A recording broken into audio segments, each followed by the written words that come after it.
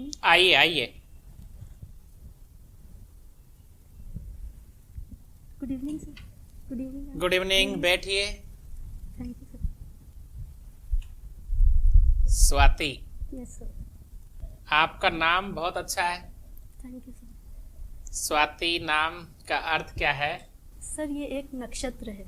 नक्षत्र है। जी कौन सा नक्षत्र है? सर, तारों का एक समूह होता है, ग्रुप ऑफ स्टार्स, उसको अच्छा। नक्षत्र कहते हैं। तो बहुत अच्छी सोच समझ के रखा है अपने परिवार ने ये नाम। तो जी सर, ये मेरी मम्मा ने रखा है। मम्मा ने रखा था। जी। आप शाहपुरा की रहने वाली हैं। जी सर। आपने बीएससी किया है, जी सीपीजेड, जी। और फिर आपने SS Jain Subodh girls PG college से एमएससी किया बॉटनी में। Yes sir. बीएससी किया, फिर एमएससी किया बॉटनी में। 2020 में बिल्कुल आप तभी कर ही रही हैं। प्रशासन में जाने का कब सोचा था आपने? सर, ड्यूरिंग माय ग्रेजुएशन, जब मैं सेकेंड ईयर में थी, तो सर उस वक्त 2015 में यूपीएससी के रिजल्ट्स डिक्लेयर हुए थे। अच्छा। और उस वक्त सर टीना डाबी जी ने टॉप किया था। हाँ हाँ। तो उस वक्त मैंने डिसाइड किया कि मुझे भी सिविल सर्विसेज में जाना है। तो आपको प्रशासन की ओर मोड़ने वाली टीना डाबी है, जी उन्हें आप आदर्श मानती हो? जी सर, सिविल सर्विसेज में आने के लिए वो मेरी इंस्पिरेशन है। वो सिविल सर्विस में आपकी आदर्श है, तो सिविल सर्विस के अलावा आप और कहीं किन्हीं 2 महिलाओं के नाम बताइए जो जिन्हें आप आदर्श मानती हैं। सर, मेरी निजी जिंदगी में सबसे पहली और सबसे बड़ी जो मेरी आदर्श है वो है डॉक्टर अरुणिमा सिन्हा। अच्छा। ये इंडिया की पहली दिव्यांग जो माउंटेनियर हैं, जिन्होंने माउंट एवरेस्ट के साथ साथ जो 7 कॉन्टिनेंट्स हैं उनकी सभी की जो चढ़ाई है वो कंप्लीट की है। इनके अलावा एक और? सर, इसके अलावा ये अरुणा कहाँ की रहने वाली है? सर, ये वैसे तो मध्य प्रदेश की हैं बेसिकली। और ये दिव्यांग हैं? जी। कौन से, हाथ से या पैर से? सर, पैर से। पैर से। पैर से दिव्यांग हैं जी। और चुनौतीपूर्ण उन्होंने कार्य हाथ में ले लिया। जी। तो ऐसी शक्ति कहां से आई प्रकृति को हराने की? अर्थात ईश्वर के साथ में या तो उन्होंने बैलेंस बनाया है, या फिर एक चुनौती जो होती है स्वीकार की। आपके जीवन में कोई घटनाएं घटी है कभी इस तरह की कि जिससे आपको लगा कि मैं जीवन, हाँ कोई घटना घटी और मैंने मेरे जीवन को बदलने में वहां पर कुछ सोचा था? सर, जब मैं अपने 12th स्टैंडर्ड में थी तो मैंने बायोलॉजी ऑप्ट किया था। अच्छा। उस वक्त मेरा ड्रीम था कि मुझे एमबीबीएस करनी है और डॉक्टर बनना है। लेकिन सर, अनफॉर्चुनेटली मेरा वो सपना पूरा नहीं हो सका। I was very shattered. मतलब मेरे अंदर हिम्मत नहीं थी कि मैं आगे कुछ और सोच सकूं। लेकिन फिर मैंने हिम्मत जुटाई और उस चुनौती का सामना किया और फिर सिविल सर्विसेज की ओर मैंने अपना पूरा फोकस किया। आज आप क्या मानती हो, जैसे मान लीजिए आप एसडीएम बन जाती हो, कहीं कोई टीस तो नहीं रहेगी डॉक्टर की?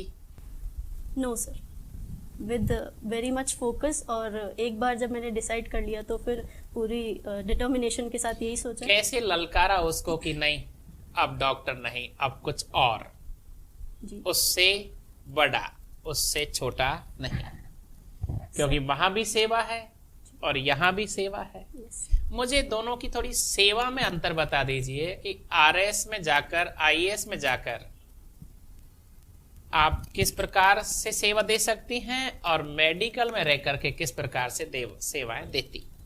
सर, जो डॉक्टर होता है वो भी जन सेवा के लिए और भगवान के रूप में पूजा जाता है। उसी प्रकार से एक जो एडमिनिस्ट्रेटर होता है, प्रशासनिक अधिकारी, वो भी जन सेवा को ही अपना जो सबसे बड़ा धर्म मानता है। तो सर, यदि मुझे दोनों ही फील्ड्स में एक सिमिलैरिटी दिखी कि मुझे डायरेक्ट जनता के साथ जो जुड़ाव है और जो मैं इंटेंशनली करना चाह रही थी उसी फील्ड में मैं रहूंगी यदि मैं प्रशासन में आती हूँ। इसलिए मैंने सोचा कि ये जो है मुझे जरूर करना चाहिए। अच्छा, जब आपने ये सोच लिया था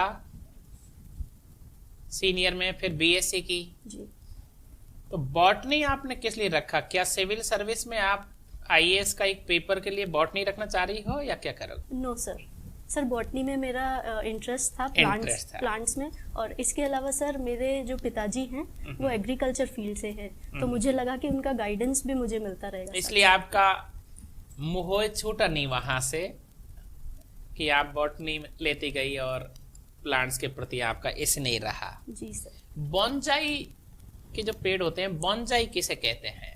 सर बोनजाई एक आर्टिफिशियल प्लांट की तरह ही होता है, ये घरों में गुड लक वगैरह के लिए रखा जाता है। बेसिकली तो सर ये चाइनीज जो संस्कृति है वहाँ से आया है। अच्छा। और जी सर। स्वाति, मेरे एक सवाल है, बहुत अच्छा, अच्छी तरह से समझेंगी। जी।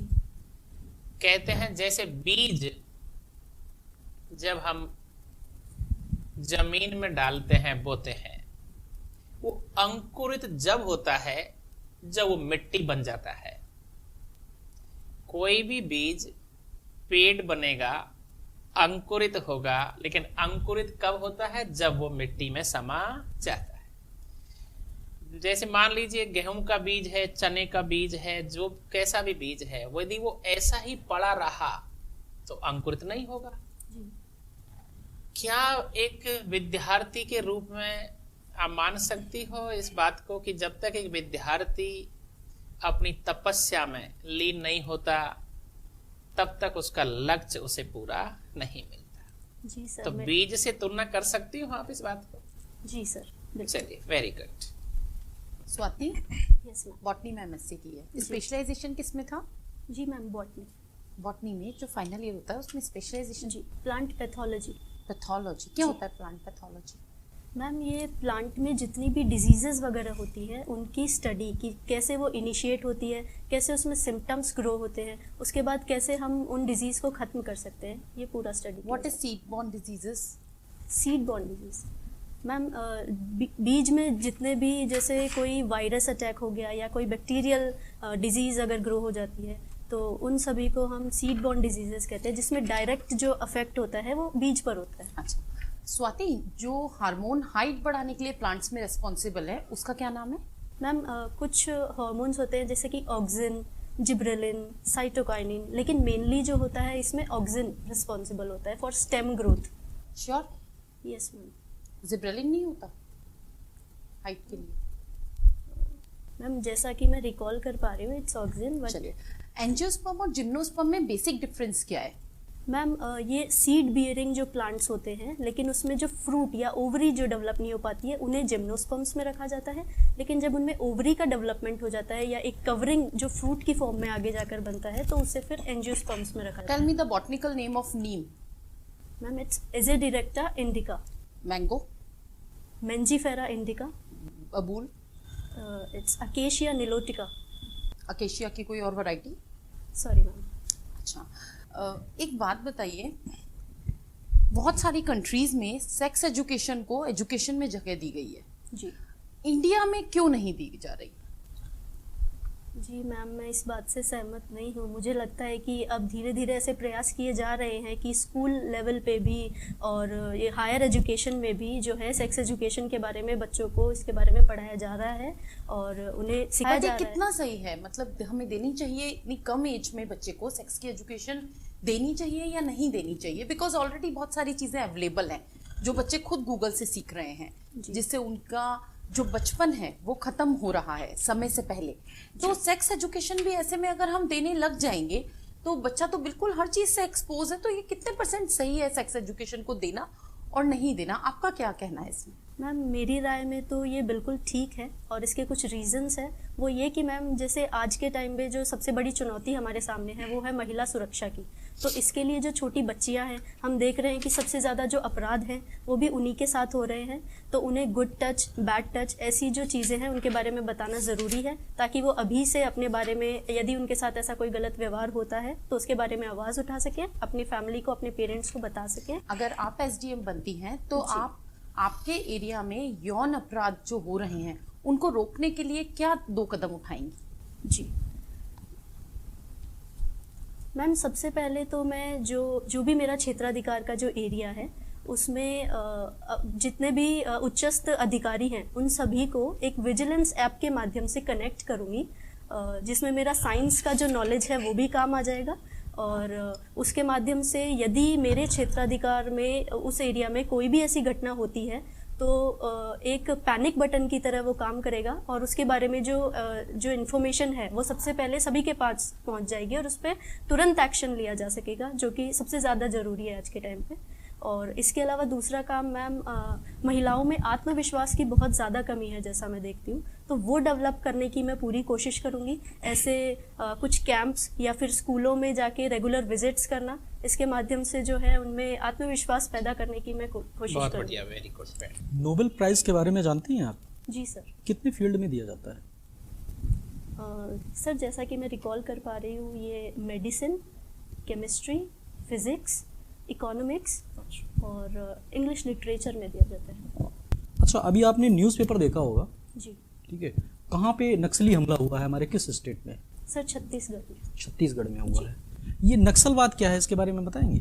सर नक्सलवाद एक ऐसी समस्या है जिसमें कुछ उस पर्टिकुलर रीजन के जो भी कुछ लोकल जो लोग हैं उनके द्वारा ही ऐसे ग्रुप्स बना लिए गए हैं कि वो जो एंटी गवर्नमेंट एक्टिविटीज़ में इन्वॉल्व हो गए हैं और वो चाहते हैं कि उनकी जो मांगे हैं वो उनको पूरा किया जाए और उनके जो एरिया है उसमें किसी और का या सरकार का कोई एनक्रोचमेंट ना हो। ठीक है। अच्छा, ये बताइए कि जैसे इंडिया में ये ज़्यादातर देखा गया है कि बच्चों में साइंस के प्रति रुझान कम है, ठीक है, साइंस के प्रति रुझान कम है, तो उसको प्रोत्साहित करने के लिए कोई योजना चलाई जा रही है, जैसे विज्ञान केंद्र स्थापित करने के बारे में, ऐसा कुछ? सर इसके लिए सबसे जो बड़ा एग्जाम्पल मेरे दिमाग में आ रहा है वो है अटल टिंकरिंग लैब्स, जिसके थ्रू जो है साइंस और इनोवेशन, इसके साथ साथ टेक्नोलॉजी से बच्चों को जोड़ने के लिए बहुत अच्छा। इस समय इंडिया में कितने स्टेट्स हैं? Sir 28 state. अभी लेटेस्ट में कोई एक स्टेट है ना, जो स्टेट था उसको डिवाइड किया गया और उसको यूनियन टेरिटरीज बनाया गया है, जम्मू एंड कश्मीर। जम्मू एंड कश्मीर, उसको कितने भागों में डिवाइड किया गया है? सर 2 यूटीज में डिवाइड किया गया है, JNK और लद्दाख। JNK है। किस आर्टिकल को हटा के इसको ऐसा किया गया है? Sir article 370 and article 35A। 370 क्या, उसको क्या है, इसके बारे में बताएंगे? जी सर, आर्टिकल 370 में स्पेशल प्रोविज़न दिया गया है जम्मू एंड कश्मीर स्टेट को। उसमें ये कहा गया है कि वहाँ की जितनी भी लैंड एक्विजिशन वगैरह है तो उन पे जो अधिकार होगा वो वहाँ के लोगों का ही होगा, और वहाँ की जो अगर लेडीज़ वगैरह हैं, वहाँ की फीमेल्स हैं, अगर वो यदि बाहर के स्टेट्स में किसी पर्सन से शादी करती हैं तो फिर वहाँ की जितने भी लैंड पर उनका राइट है वो सब समाप्त हो जाएगा। अच्छा, अगर पाकिस्तान के किसी आदमी से मैरिज करती हैं तो भी सर वो सेम ही रूल्स लागू होंगे। पाकिस्तान की अगर मैरिज करती हैं तब उनकी रहेगी, बट इंडिया की किसी अन्य पार्ट से करती हैं तो नहीं रहेगी। Thank you. स्वाति, बॉटनी में तो किया था MSc BSc, लेकिन RS की जब तैयारी की थी इसके लिए तो आपको सभी सब्जेक्ट पढ़ने पड़े थे। जी सर। राजस्थान में पढ़ा था। Yes sir. और आप शाहपुरा की हो, जयपुर जिले की हो। जी। बैराट के बारे में जानती हो? जी सर। क्या है बैराट, क्यों प्रसिद्ध है बैराट? सर ये जयपुर अलवर जो हाईवे है वहाँ पे स्थित एक छोटा सा शहर है, और सर यहाँ पे जो है बौद्ध सभ्यता जो है उसके काफ़ी सारे अवशेष और प्रमाण मिले हैं, और मौर्य काल के सम्राट अशोका के टाइम के कुछ मुद्राएं भी मिली हैं वहाँ पर। और इसके साथ ही सर वहाँ पर भीम डूंगरी है, बीजक डूंगरी है, ऐसे कुछ प्रसिद्ध स्थल, ऐतिहासिक स्थल है सर वहाँ पर जो भीम डूंगरी, बीजक डूंगरी और भी डूंगरियाँ बहुत है यहाँ पे तो। जी। तो यहाँ जो ये आप बैराट वाला जो एरिया है, जी, अलवर वाला जो एरिया है, ये कभी महाभारत काल में किस नाम से जाना जाता था? सर ये मत्स्य संघ। जी।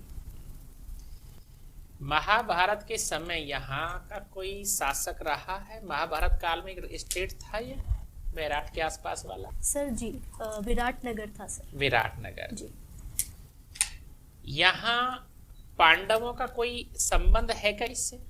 जी सर, पांडवों ने ऐसा कहा जाता है कि अपना जो 1 साल का अज्ञातवास है वो विराटनगर में ही बिताया था। और पांडुपोल महाभारत से संबंधित है क्या है? जी सर, ये बिल्कुल महाभारत से संबंधित है। पांडुपोल की गुफाएं हैं, ये अलवर में है। पांडुपोल में भगवान हनुमान जी का मंदिर भी है। नदी बाणगंगा का नाम तो आपने सुना है, जी सर। ये कहाँ से निकलती है? सर ये अचरोल की पहाड़ियां हैं, वहां से निकलती है। इस नदी का भी कोई रिश्ता है क्या पांडव या महाभारत काल में? जी सर, ऐसा कहा जाता है कि जो अर्जुन थे पांडवों में, उन्होंने अपना तीर मारकर और बाण के थ्रू इसको जो है वो उद्गम हुआ था, इसलिए इसको बाण गंगा कहा जाता राजस्थान की कला संस्कृति भी आपने पढ़ी थी। है। जी राजस्थान में कोई ऐसी पेंटिंग है जो मोनालिसा के नाम से जानी जाती हो? जी सर, कोई चीज़? बनी ठनी। बनी ठनी। जी तो राजस्थान में जो बनी ठनी है जिसे हम मोनालिसा कहते हैं, तो मोनालिसा ये नाम कहाँ से लिया गया है? कोई मोनालिसा नाम और कहीं यूरोप में पहले पेंटिंग थी कभी? जी सर, ऐसी एक पेंटिंग थी, बट मुझे एग्जैक्टली कंट्री तो याद नहीं एग्जैक्ट याद नहीं आ रहा। भूगोल में भी आपकी तो रुचि होगी। है। जी सर।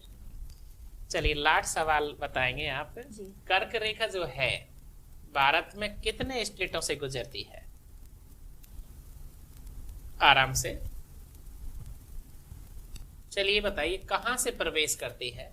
सर ये गुजरात से। गुजरात से। अंत में अरुणाचल प्रदेश। अच्छा। आपकी हॉबी डांस है, जी किस प्रकार का डांस करती है आप? सर, मुझे बॉलीवुड फ्री स्टाइल डांसिंग पसंद है। Free style. जी कब कब करती हो ये? सर, मैंने इंट्रा कॉलेज और इंटर कॉलेज भी अपने कॉलेज को जो है इसमें रिप्रेजेंट किया है। किया हुआ है। जी हॉबी का मतलब है कि जब भी आपका समय मिलता है तब करती हो, तो कभी अपने कमरे पे भी कर लेती हो? जी सर। जब मन कर रहा है तभी कर लेती जी। हो। कौन से गाने चलाती हो आप? सर बॉलीवुड सॉन्ग्स जो है मेनली। विशेषकर कोई आपका बहुत प्रिय गाना, जैसे आप कहीं कॉलेज में करती हो, कंपटीशन में जाती हो, तो स्पेशल आपका तो गाना होगा एक दो। जी सर। कौन से गाने पे कहो? सर मुझे माधुरी दीक्षित जी का डांस काफ़ी पसंद है, तो मुझे उनका आजा नचले सॉन्ग काफ़ी। ये कौन सी फिल्म में है? सर मूवी का नाम भी था आजा नचले। आजा नचले। जी। ये किसने बनाई थी, डायरेक्टर कौन थे इसके? Sorry sir. अच्छा चलिए, thank you very much. Okay.